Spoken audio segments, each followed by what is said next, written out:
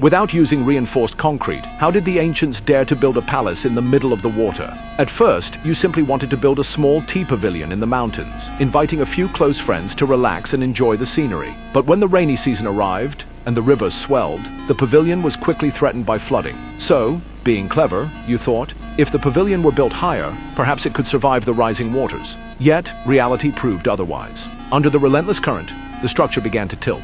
Even worse, the wooden piles supporting it stayed submerged year-round, gradually rotting until the pavilion finally collapsed. You then decided to change your construction strategy. First, you drove a ring of barriers deep into the riverbed, creating a cofferdam.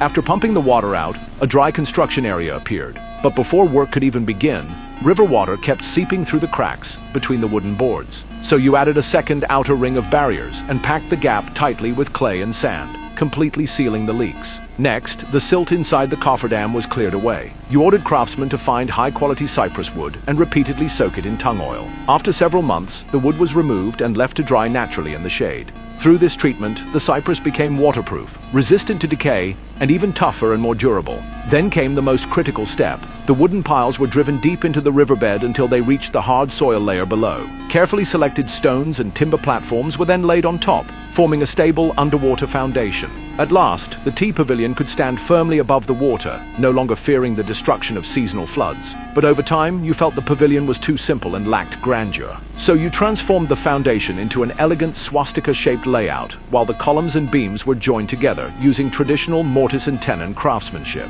In the end, a magnificent palace rose proudly from the surface of the water. From then on, you possessed 33 interconnected halls and chambers, winding through all 4 directions. You could invite friends throughout the seasons, choosing different rooms depending on the sun and wind, escaping the summer heat while enjoying the waterside scenery. Congratulations, you have created the famous Wanfang Anhai of the Old Summer Palace. Sadly, in 1860, it was burned down by the Anglo-French Allied forces. The once magnificent palace vanished into smoke and ashes.